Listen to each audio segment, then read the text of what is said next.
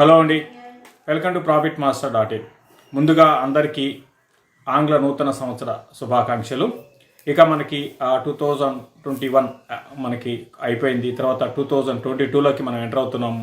So 2022లో stock markets ఏ విధంగా ఉంటాయి, అదేవిధంగా ఏ సెక్టార్లు ఇక్కడ నుంచి బాగా ఉండడానికి అవకాశాలు ఉన్నాయి, దీంతోపాటు ఏ అంశాలు స్టాక్స్ పెరగడానికి ఆర్ ఇండెక్స్ పెరగడానికి దోహదపడతాయి, అదేవిధంగా పడడానికి దోహదపడతాయో చూద్దాం.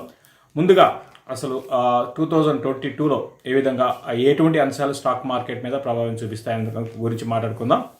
ముందుగా ఫస్ట్ మనం చూడాల్సింది, ఇక్కడ ప్రధానంగా చర్చించుకోవాల్సింది లిక్విడిటీ గురించి మాట్లాడుకోవాలంటే డబ్బు అనమాట. స్టాక్ మార్కెట్స్ ఏదైనా కూడా, ఏదైనా కాదు స్టాక్ మార్కెట్స్ అని కాదు, మనం ఏ పని చేయాలన్నా ఏ వ్యాపారం చేయాలన్నా కూడా అంతా కూడా డబ్బు మీదే ఆధారపడి ఉంటుంది అనమాట. సో ఈ లాస్ట్ ఒక 1.5 yearలో అంటే నాన్ స్టాప్ బుల్ మార్కెట్కి ప్రధాన కారణము సో ఇన్ఫ్లో అనమాట. అటు ఎఫ్ఐఎస్ నుంచి మనకి కొన్ని రోజులు బాగా డబ్బు స్టాక్ మార్కెట్లోకి వచ్చింది. దీంతోపాటు రీటైల్ ఇన్వెస్టర్స్ కూడా భారీ ఎత్తున స్టాక్ మార్కెట్లోకి ఇన్వెస్ట్ చేయడం అనేది చూసాము. సో ఈ రెండు అంశాలు ప్రధానంగా మనకి అటు ఎఫ్ఐఎస్, తర్వాత రీటైల్ ఇన్వెస్టర్స్, తర్వాత రీసెంట్గా లాస్ట్ ఒక 3-4 నెలలుగా మనకి డొమెస్టిక్ ఫండ్స్ కూడా హెవీగా ఇన్వెస్ట్ చేస్తున్నాయి. సో ఇవన్నీ అంశాలు మన స్టాక్స్ పెరగడానికి ప్రధాన కారణం. కాబట్టి మనం ఈవెన్ 2022లో కూడా దీని మీద మనం దృష్టి చూడాల్సి ఉంటుంది. ఏ విధంగా మనీ ఫ్లో అనేది ఏ విధంగా టువర్డ్స్ స్టాక్ మార్కెట్స్ అటు ఇండియన్ ఈక్విటీతో పాటు గ్లోబల్ ఈక్విటీలోకి ఏ విధంగా వస్తున్నాయో అంశాలు చూడాల్సి ఉంటుంది. సో మనం ప్రస్తుతానికైతే లాస్ట్ ఒక 3 నెలలుగా ఎఫ్ఐఎస్ భారీగా సెల్లింగ్ అనేది చేశారు. అయితే మహా అయితే ఇంకా 1 నెల 2 నెలలు చేయొచ్చాము. బట్ ఎఫ్ఐఎస్ నుంచి మరీ అంత సెల్లింగ్ ఫిగర్స్ అయితే మనకి నెక్స్ట్ 2022లో రాకపోవచ్చు.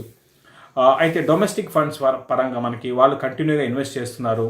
మరోవైపు మార్కెట్స్ మనకి ఈ విధంగా పెరుగుతున్నా కూడా, మామూలుగా మార్కెట్స్ బాగా పెరుగుతుంటాయి అంటే కొంచెం ఎస్ఐపిస్ తగ్గే అవకాశాలు ఉంటాయి. మామూలుగా ప్రాఫిట్ బుక్ చేసుకుంటూ ఉంటారు అనమాట. బట్ మనకి ఎస్ఐపి చేయడం అనేది కంటిన్యూ అవుతుంది.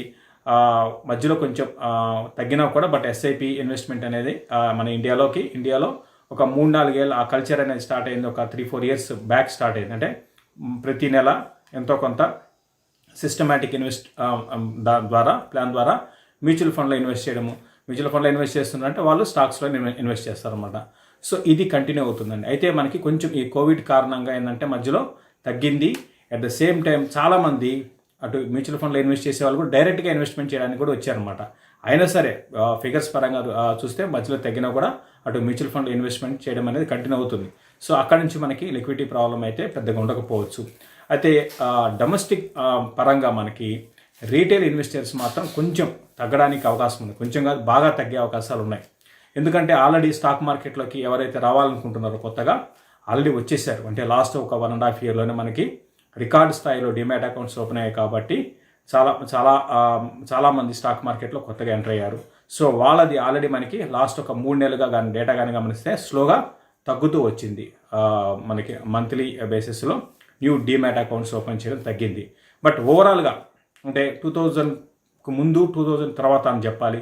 ఓవరాల్గా కానీ గమనిస్తే ఇండియాలో స్టాక్ మార్కెట్లోకి డైరెక్ట్గా ఇండైరెక్ట్గా అంటే డైరెక్ట్గా డిమాట్ అకౌంట్ ఓపెన్ చేయడం, ఇండైరెక్ట్గా అంటే మ్యూచువల్ ఫండ్ ద్వారా ఇన్వెస్ట్ చేయడం అనేది రానున్న రోజుల్లో భారీగా పెరిగే అవకాశాలు ఉన్నాయండి.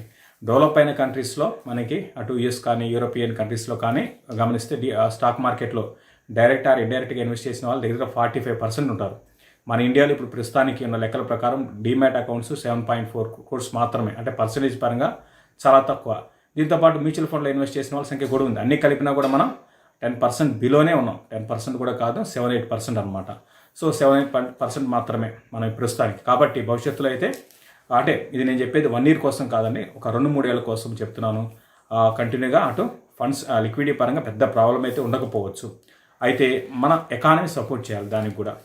సో ప్రస్తుతానికి ఏంటంటే ఎకానమీ చూద్దాం. ఇప్పుడు మన లిక్విడిటీ గురించి మాట్లాడుకోవడం, తర్వాత ఎకానమీ చూద్దాం. సో గ్లోబల్గా మాత్రం అంత గొప్పగా అయితే ఎకానమీస్ అయితే లేవండి. ఫర్ ఎగ్జాంపుల్ మనకి యూఎస్ కానీ యూరోపియన్ కంట్రీస్లో కానీ చూస్తే మనకి అక్కడంతా కూడా అటు ఇన్ఫ్లేషన్ పెరుగుతుంది, అంత గ్రోత్ పరంగా లేవు. ఆల్రెడీ డెవలప్డ్ ఎకానమీస్ వాళ్ళకి మామూలుగా 2% లోపలే జీడిపి ఉంటుంది, 2.2 ఆ విధంగా ఉంటుందన్నమాట.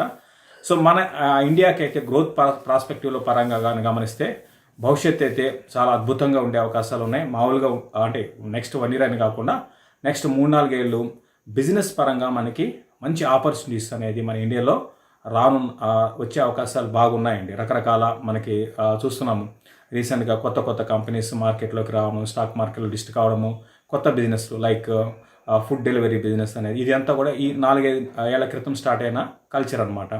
సో ఇటువంటి బిజినెస్ ఆపర్చునిటీస్ అంటే స్టాక్ మార్కెట్ గురించి నేను మాట్లాడలేదు. తర్వాత సర్వీస్ సెక్టర్ ఒకటి బ్రహ్మాండంగా ఉంటుంది, హెల్త్ కేర్ సెక్టర్ ఒకటి బాగుంటుంది. ఇట్లా కొత్త అవకాశాలు మన ఇండియాలో అవకాశాలు ఉంటాయి. స్టాక్ మార్కెట్ పరంగా అంటలేదు, ఓవరాల్గా చెప్తున్నాను. సో ఇక ఏ సెక్టర్లు బాగుంటాయి మనకి?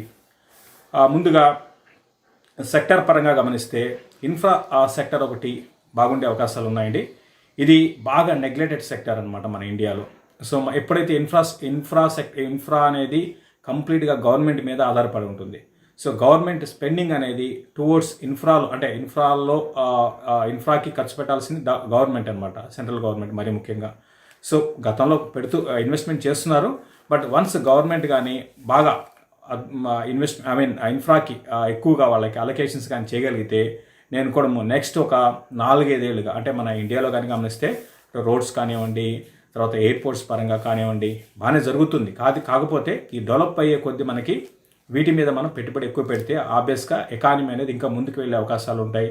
తద్వారా అటు ఫారిన్ డైరెక్ట్ ఇన్వెస్ట్మెంట్ కానివ్వండి, ఎఫ్ఐ ఫ్లో కానివ్వండి ఎక్కువగా ఉండే అవకాశాలు ఉంటాయి. కాబట్టి ఏంటంటే ఇన్ఫ్రాకి గవర్నమెంట్ పెద్దపీట వేస్తే మాత్రం నేను కూడా ఇన్ఫ్రా స్టాక్స్ బాగా పెరగచ్చు. నెక్స్ట్ 3-4 ఏళ్ల పరంగా గమనిస్తే ఇన్ఫ్రా సెక్టర్ బాగుంటుంది. అయితే ఏ స్టాక్స్ చూసుకోవాలి? ఇన్ఫ్రాగా గతంలో మనం అయితే కొన్ని స్టాక్స్ బాగుంటాయి అనుకున్నా అవన్నీ కూడా బాగుంటే ఫండమెంటల్గా బాగుండే అవకాశాలు ఉన్న స్టాక్స్ని సెలెక్ట్ చేసుకుని, డెట్ తక్కువ ఉన్న కంపెనీ సెలెక్ట్ చేసుకుని ఒకటి.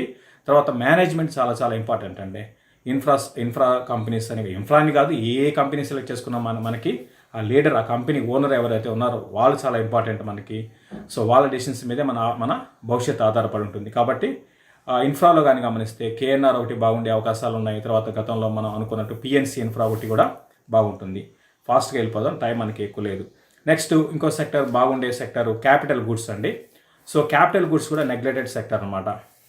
దీంట్లో కానీ గమనిస్తే మనకి చాలా కంపెనీస్ ఉన్నాయి. బట్ నేను వాటి జోలికి వెళ్ళదలుచుకోలేదు. కొంచెం డైవర్సిఫైడ్ కంపెనీ అయిన సిమెన్స్ కానీ గమనిస్తే ప్రస్తుతానికి రీసెంట్గా బాగానే పెరిగి 2300 ఆ లెవెల్స్లో ఉంది. బట్ ఫండమెంటల్ పరంగా సిమెన్స్ ఇంప్రూవ్ అవుతున్నాయండి, అంటే బిజినెస్ పెరుగుతూ ఉంది. మరి ముఖ్యంగా ఎనర్జీ సెక్టర్ నుంచి 40% రెవెన్యూస్ సిమెన్స్కి సిమెన్స్కి రెవెన్యూస్ వస్తాయి. సో ఇక్కడ నుంచి మన ఇండియాలో ఈవెన్ ఎనర్జీ సెక్టర్ కూడా చాలా బ్రహ్మాండంగా ఉండే అవకాశాలు ఉన్నాయి. కాబట్టి నా ఉద్దేశం ప్రకారం సిమెన్స్ ఫండమెంటల్గా ఇంప్రూవ్ అవుతుంది. కాబట్టి కొంచెం ఎక్స్పెన్సివ్ అయినా సరే బాగుండే అవకాశాలు ఉన్నాయి. ఓవరాల్గా క్యాపిటల్ గూడ్స్ సెక్టర్ ఒకటి కూడా మనకి బాగుంటుంది. నాట్ 2022 కోసం అని కాదు, ఓవరాల్గా లాంగ్ టర్మ్కి ఈ సెక్టర్లో క్యాపిటల్ గూడ్స్ కూడా బాగుండే అవకాశాలు ఉన్నాయి. తర్వాత హెల్త్ కేర్ మనం పదే చెప్తూ ఉంటాం. ఫస్ట్ మనమే ఓవరాల్గా మన ఇండియాలో అంటే లాస్ట్ ఒక 2-3 ఏళ్ళు కానీ గమనిస్తే 2 ఏళ్ళ క్రితం కానీ చెప్తే హెల్త్ కేర్ సెక్టర్ బాగుంటుంది అని పదే చెప్తున్నాం. అందులో మరీ ముఖ్యంగా హాస్పిటల్స్ గ్రోత్ అనేది చాలా స్ట్రాంగ్ ఉండే అవకాశాలు ఉన్నాయి. అది కోవిడ్ కానివ్వండి, ఇంకొక రీజన్ కానివ్వండి, రకరకాల కారణాలు మనం వాటి గురించి డీటెయిల్గా ఎప్పుడైతే చెప్పదలుచుకోలేదో టైం తక్కువ ఉంది కాబట్టి. సో హెల్త్ కేర్ సెక్టర్ ఒకటి కూడా చాలా స్ట్రాంగ్ ఉండే అవకాశాలు ఉన్నాయి. ఇందులో మనకి అపోలో హాస్పిటల్ బ్రహ్మాండంగా పెరిగిపోయింది. గతంలో మీ స్టాక్ మనం తక్కువ ఎవ్వరు కూడా ముందు చెప్పని టైంలో మనం 1200-1300లో ఈ స్టాక్ బాగుండొచ్చు అనుకున్నాం. అదేవిధంగా మ్యాక్స్ హెల్త్ కేర్ అండి, ఇది కూడా లైఫ్ టైం హైలో ఉంది. బట్ పట్టలేదు, ఏమాత్రం కూడా ఈ స్టాక్లో డిప్ రావట్లేదు. ఈ స్టాక్ అని కాదు, ఈ సెక్టర్ మొత్తం మీద నేను పాజిటివ్గా ఉన్నాను. ఫ్యూచర్లో బ్రహ్మాండంగా ఉండే అవకాశాలు ఉన్నాయి. దీంతోపాటు డయాగ్నిక్ స్టాక్స్ కూడా బాగుండే అవకాశాలు ఉన్నాయి. తర్వాత ఇంకో సెక్టర్ విషయానికి వస్తే లాజిస్టిక్ సెక్టర్, అంటే లాజిస్టిక్ అనగానే మీరు లాజిస్టిక్ స్టాక్స్ అన్ని కొనకండి, 1-2 మాత్రమే అందులో బాగున్నాయండి. సో లాజిస్టిక్స్ సెక్టర్ కూడా బాగుండే అవకాశం ఉంది. అందులో అల్కార్గో ఒకటి బాగుండొచ్చు. తర్వాత ఇంకొక సెక్టార్ విషయానికి వస్తే పేపర్ ఇండస్ట్రీ అండి. లాస్ట్ 1.5 ఇయర్లో ఏమాత్రం పెరగలేదు. ఓవరాల్గా పేపర్ స్టాక్స్ అన్ని కూడా చాలా వీక్గా ఉన్నాయి. కాకపోతే నేను కూడా నెక్స్ట్ 2-3 ఏళ్ళు ఉద్దేశం ఉంటే పేపర్ ఇండస్ట్రీ కూడా బాగుండే అవకాశాలు ఉన్నాయి. ఇక్కడ నుంచి ఈ పేపర్ స్టాక్స్ పెద్దగా పడకపోవచ్చు, అన్నీ కూడా వాల్యుయేషన్స్ పరంగా అట్రాక్టివ్గా ఉన్నాయి. అయితే గ్రోత్ పరంగా మనకి బాగా లేదు. అయితే ఇక్కడ నుంచి కొంచెం గ్రోత్ కూడా ఉండే అవకాశాలు ఉన్నాయి. అందులో శేషసాయి పేపర్ అనేది ఒకటి ఉన్న వాటిలో మంచి కంపెనీ అనమాట, ఫండమెంటల్గా బాగుంది. దీంతోపాటు కొన్ని చాలామంది ఎలక్ట్రిక్ వెహికల్స్ మీద చాలా ఒక ఏదో అద్భుతాలు జరిగిపోతుంది. ఓవర్ నైట్ ఏది జరగదండి. లాస్ట్ మనకి 10 ఏళ్ళ నుంచి ఇవి అనుకుంటున్నాం. కాకపోతే ఏంటంటే ఇప్పుడు ఎలక్ట్రిక్ వెహికల్స్ మనకి టూ వీలర్స్లో మనకి స్టార్ట్ అయింది. కొంచెం అందరూ కూడా టూ వీలర్స్ ఎలక్ట్రిక్ వెహికల్స్ కొనడం స్టార్ట్ చేశారు. కాబట్టి ఈ ఎలక్ట్రిక్ వెహికల్స్ స్టోరీ అనేది నెక్స్ట్ 10 ఏళ్ళ వరకు ఉంటుందండి. ఓవర్ నైట్ ఏది జరగదు. ఇందులో స్టాక్ సెలెక్షన్ చాలా చాలా ఇంపార్టెంట్ అండి.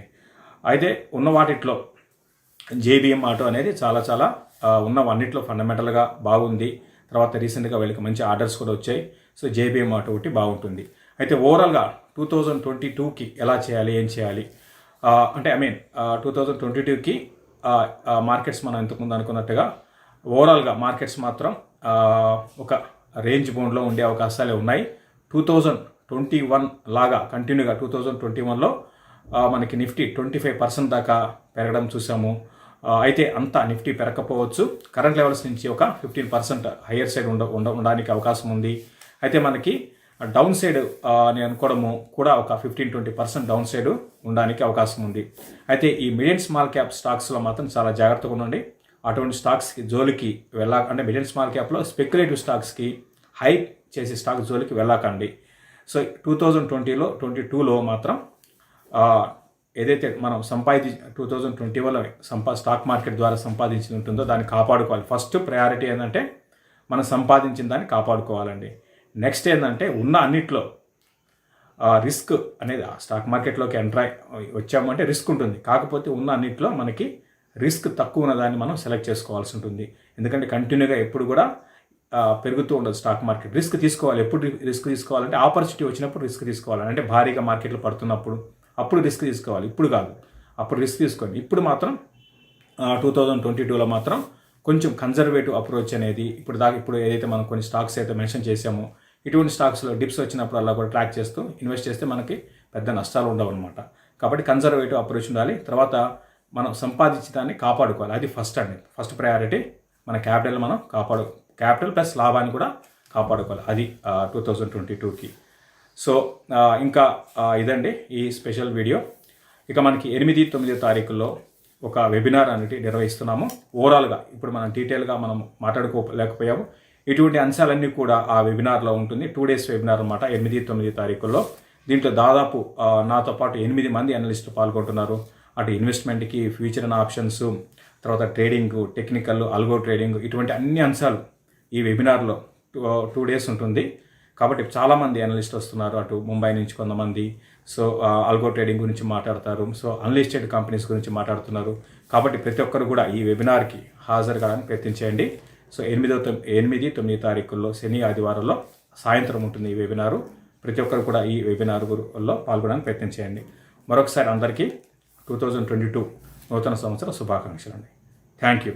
స్టాక్ మార్కెట్ ఆల నుంచి ఆల్గో ట్రేడింగ్ వరకు అన్నింటికీ ఏకైక వేదిక profitmaster.in. Please like, subscribe and share our videos.